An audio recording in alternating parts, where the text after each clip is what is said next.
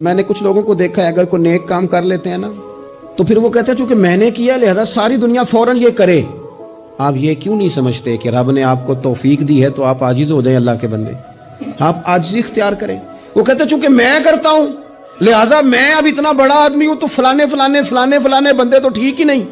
حضرت سعدی شیرازی کہتے ہیں کہ تہجد کا ٹائم تھا پرانے زمانے میں نا, لوگ مسافر اکثر رات مسجدوں میں آ کے گزارتے تھے.